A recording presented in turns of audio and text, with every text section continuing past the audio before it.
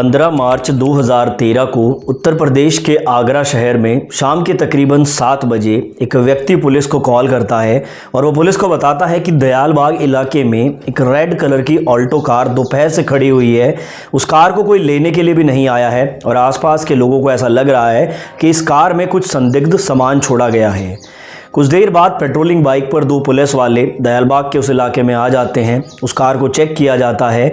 उसकी डिग्गी लॉक थी, तो हो सकता है कि उसकी डिग्गी में कुछ ऐसी चीज़ को रखा गया हो जो संदिग्ध हो। इसी के चलते पुलिस एक लोकल मैकेनिक को बुलाकर उसकी डिग्गी खुलवाती है। उसके चारों दरवाजे खुलवाए जाते हैं।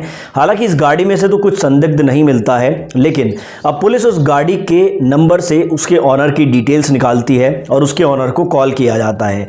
इस गाड़ी के ऑनर का नाम था ऋषिपाल शर्मा। पुलिस उन्हें बताती है कि उनकी रेड कलर की ऑल्टो कार दोपहर से दयालबाग इलाके में खड़ी हुई है। ऋषिपाल शर्मा अपनी बीवी के साथ तुरंत उस जगह पर पहुंच जाते हैं। वो अपनी गाड़ी को कंफर्म करते हैं। साथ ही वो पुलिस को बताते हैं कि ये गाड़ी उनकी बेटी नेहा शर्मा यूज़ करती है। दरअसल नेहा डेली इस गाड़ी को लेकर अपने कॉलेज जाया करती है। वो दयालबाग एजुकेशन इंस्टीट्यूट कॉलेज में PhD की पढ़ाई कर रही है। डेली वो इस गाड़ी को लेकर कॉलेज जाती थी और शाम के 5 बजे तक घर वापस आ जाती थी। लेकिन आज 7 बजे तक भी जो नेहा है वो घर वापस नहीं आई है। जब माता पिता ने नेहा को कॉल किया तो पहले तो 10 से 15 बार कॉल करने पर किसी ने फ़ोन नहीं उठाया। फिर एक लड़का फ़ोन उठाता है। वो नेहा के माता पिता को बताता है कि नेहा मार्केट गई है, कुछ देर में वो घर पहुंच जाएगी। उसके बाद नेहा के माता पिता दोबारा कॉल करते हैं, लेकिन कुछ देर बाद नेहा का मोबाइल स्विच ऑफ हो जाता है। नेहा के माता पिता को कुछ अनहोनी की आशंका हो रही थी, क्योंकि ना तो नेहा की उनसे बात हो पा रही थी। नेहा की गाड़ी ऐसे संदिग्ध अवस्था में दयालबाग इलाके में मिलती है, यानी कि कुछ ना कुछ यहाँ पर गलत ज़रूर हुआ था।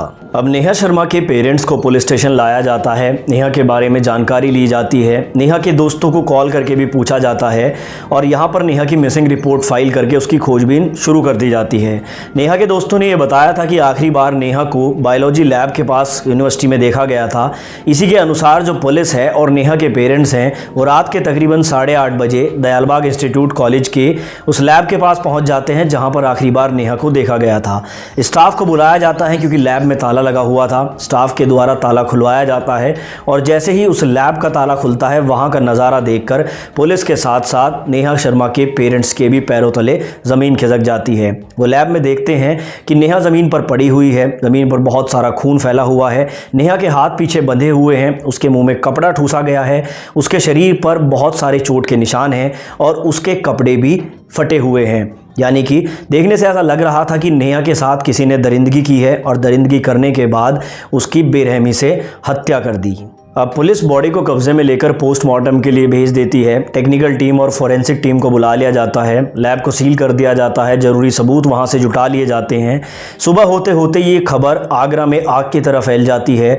न्यूज़पेपर में जब ये खबर लोग देखते हैं तो लोग सड़कों पर उतर आते हैं, क्योंकि इस तरह से दिन दहाड़े एक PhD स्टूडेंट की हत्या हुई थी। हत्या से पहले उसके साथ दरिंदगी की गई थी। ये देखकर जो लोग होते हैं, जो छात्र होते हैं, वो गुस्से में आ जाते हैं। पुलिस के ऊपर भी प्रेशर आ जाता है। पुलिस अपना काम बहुत अच्छे से कर रही थी। इसी के चलते सबसे पहले पुलिस कॉलेज के स्टाफ से पूछताछ करती है, क्योंकि 2013 में CCTV कैमरे बहुत कॉमन नहीं होते थे, तो लैब के आसपास भी कोई कैमरा नहीं लगा हुआ था। उस दिन लैब में नेहा शर्मा के साथ किसने ऐसी दरिंदगी की, इसके बारे में अगर पता लगाना था तो उसका केवल एक ही माध्यम था कि कॉलेज के स्टाफ और छात्रों से पूछताछ की जाए। पुलिस यहाँ पर सभी स्टाफ मेंबर से पूछताछ करती है। नेहा शर्मा के कुछ दोस्तों से भी बात की जाती है, लेकिन यहाँ पर पुलिस के हाथ कुछ खास नहीं लगता है। उन्हें सिर्फ इतना ही मालूम चलता है कि 15 मार्च को नेहा शर्मा को बायोलॉजी लैब की तरफ जाते हुए देखा गया था। उसके अलावा किसी को कुछ भी मालूम नहीं था।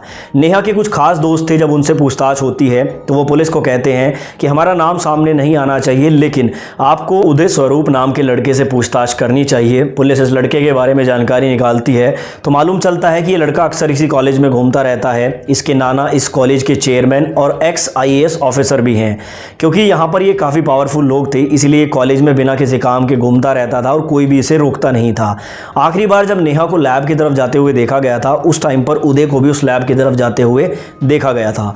इसी के आधार पर पुलिस उदय स्वरूप के घर पहुंचती है, उससे पूछताछ करने की कोशिश करती है, लेकिन यहाँ पर उदय साफ साफ पुलिस को कह देता है कि वो किसी भी नेहा शर्मा नाम की लड़की को नहीं जानता है। अब क्योंकि एक तो उदय स्वरूप की फैमिली काफ़ी स्ट्रांग थी, उसके नाना ex-IAS ऑफिसर थे, इसलिए पुलिस यहाँ पर उदय से स्ट्रिक्टली इंटेरोगेशन नहीं कर पाती है। दूसरा, उदय के खिलाफ कोई ऐसा ऐसा एविडेंस भी पुलिस के पास नहीं था। अब हालांकि पुलिस को एक सस्पेक्ट तो मिल चुका था, लेकिन उसके खिलाफ एविडेंस ना होने की वजह से पुलिस उसे अरेस्ट नहीं कर पा रही थी और इसी के चलते पुलिस बारी बारी से कॉलेज के जो छात्र हैं उन्हें पुलिस स्टेशन में बुलाकर पूछताछ करती है, कॉलेज के स्टाफ से भी पूछताछ होती है और ऐसे करके पुलिस तकरीबन 250 लोगों से पूछताछ करती है। लेकिन यहाँ पर भी पुलिस के हाथ कुछ नहीं लगता है, कोई ऐसा नाम, कोई ऐसा व्यक्ति सामने नहीं आ पाता है जिसको शक के दायरे में रखा जा सके। केवल और केवल उदय स्वरूप की तरफ ही इशारा जा रहा था। पुलिस नेहा शर्मा के पेरेंट्स से बात करती है तो वो भी कहते हैं कि उदय स्वरूप नाम का ये लड़का अक्सर नेहा का पीछा किया करता था। नेहा ने कई बार ये बारे में अपने माता पिता को भी बताया था। यानी कि यहाँ पर मेन सस्पेक्ट जो उदय स्वरूप था उसका इस केस में कोई ना कोई इन्वॉल्वमेंट जरूर था, लेकिन पुलिस को उसे अरेस्ट करने के लिए कोई ना कोई रास्ता निकालना था। अब फिर से पुलिस और फॉरेंसिक टीम उस लैब में जाती है जहां पर नेहा शर्मा की डेड बॉडी मिली थी। वहां से बारीकी से एविडेंस कलेक्ट किए जाते हैं तो पुलिस को वहां से बालों के कुछ सैंपल मिल जाते हैं। उन बालों के सैंपल को फॉरेंसिक लैब भेज दिया जाता है। साथ ही यहां पर उदय स्वरूप के घर जाकर उसके बालों के सैंपल भी ले लिए जाते हैं और कमाल की बात यह है कि दोनों के हेयर सैंपल 100% मैच कर जाते हैं, जिससे यह बात प्रूव हो जाती है कि जिस वक्त पर नेहा शर्मा की हत्या बायोलॉजी लैब में हुई उस वक्त पर वहां पर उदय स्वरूप मौजूद था और पुलिस के लिए इतना ही सबूत काफी था जिससे वो उदय स्वरूप से पूछताछ कर सके। इसी के लिए वो अगले दिन उदय स्वरूप को अरेस्ट करने के लिए घर पहुंच जाते हैं, लेकिन क्योंकि उदय स्वरूप के नाना एक एक्स IAS ऑफिसर थे तो वो पुलिस के खिलाफ ही कोर्ट में केस डाल देते हैं कि हमारे घर में इस तरह फैमिली को परेशान किया जा रहा है बिना किसी एविडेंस के। अब पुलिस को यह तो मालूम चली गया था कि उदय का इस केस में डायरेक्ट इन्वॉल्वमेंट है, लेकिन पुलिस को कुछ और ठोस सबूत की आवश्यकता थी और इसी दौरान पूछताछ में पुलिस को मालूम चलता है कि बायोलॉजी लैब के जो टेक्नीशियन है जिसका नाम यशवीर है, यशवीर को 15 मार्च 2013 की दोपहर को नेहा शर्मा की गाड़ी ले जाते हुए देखा गया था। पुलिस के लिए इतना ही काफी था, वो तुरंत यशवीर को उठा लेती हैं। यशवीर से पूछा जाता है कि नेहा शर्मा की गाड़ी उसको कैसे मिली और वो उसे लेकर कहां जा रहा था, तो वो पुलिस को बताता है कि नेहा शर्मा की गाड़ी की चाबी उसे उदय स्वरूप ने दी थी और ये कहा था कि इसे किसी सुनसान इलाके में जाकर खड़ी कर दो और गाड़ी को लॉक कर देना। अब यहां पर जो उदय स्वरूप है वो फिर से फंस चुका था और यशवीर के बयान के आधार पर पुलिस फिर से यहां पर उदय स्वरूप को अरेस्ट कर लेती है। इस बार पुलिस के पास एक पुख्ता सबूत था कि जिसका यहां पर मर्डर हुआ है उसकी गाड़ी उदय स्वरूप ने यशवीर को क्यों दी, साथ ही उसके हेयर सैंपल्स भी लैब में पाए गए थे। इतने सबूत काफी थे उदय से स्ट्रिक्टली इंटेरोगेशन करने के लिए। अब पुलिस यहां पर उदय स्वरूप से बहुत स्ट्रिक्टली इंटेरोगेशन करती है, उससे सारी बातें पूछी जाती हैं और कुछ समय बाद उदय स्वरूप टूट जाता है और वो पुलिस को बताता है कि नेहा शर्मा की हत्या उसी ने की है। वो पुलिस को शुरू से सब कुछ बताता है कि नेहा शर्मा के ऊपर उसकी नज़र काफ़ी पहले से थी, लेकिन नेहा उसे भाव नहीं देती थी, इसीलिए उसने बायोलॉजी लैब के जो टेक्नीशियन थे यशवीर, उसे ये कह रखा था कि जिस दिन भी नेहा लैब में अकेली होगी मुझे बता देना। और 13 तारीख को ये मौका स्वरूप को मिल जाता है। उस दिन नेहा बायोलॉजी लैब में गई थी, वहाँ पर यशवीर और नेहा के अलावा कोई भी नहीं था। यशवीर तुरंत उदय स्वरूप को फ़ोन करके बता देता है और फिर वहाँ से चला जाता है। उसके बाद उदय स्वरूप वहाँ पर आता है, वो अपने साथ क्लोरोफॉर्म लेकर आया था। उसका इरादा ये था कि पहले वो नेहा शर्मा को बेहोश करेगा, फिर उसके साथ दरिंदगी करेगा, लेकिन ऐसा हो नहीं पाता है। जो क्लोरोफॉर्म वो लेकर आया था वो बहुत ज़्यादा हैवी नहीं था। वो हालांकि नेहा शर्मा के मुंह पर क्लोरोफॉर्म लगाता है, वो पूरी तरह से बेहोश नहीं होती है। इसी बीच इन दोनों में झगड़ा होता है। नेहा शर्मा अपने आप को बचाने की पूरी कोशिश कर रही थी, लेकिन क्योंकि यहाँ पर वो उदय स्वरूप के आगे अपने आप को बचा नहीं पाई तो उदय पहले उसके हाथ बांधता है, फिर उसके साथ दरिंदगी करता है और जब नेहा अपने आप को बचाने की कोशिश करती है तो वहीं पर एक कांच के बीकर को तोड़कर वो नेहा के ऊपर 17 बार वार करता है।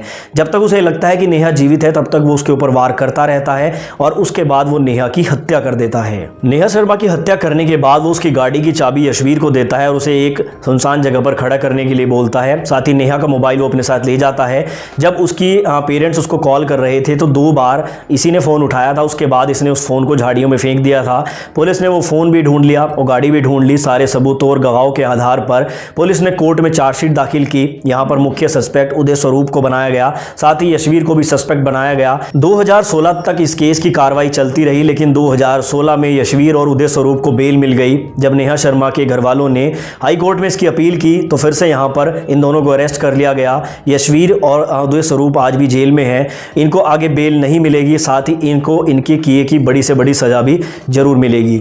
तो ये थी आगरा के नेहा शर्मा हत्याकांड के पीछे की पूरी सच्चाई। आपने इस कहानी से क्या शिक्षा ली कमेंट में जरूर बताएं और ऐसे ही वीडियोस देखने के लिए हमारे चैनल को सब्सक्राइब करना ना भूलें।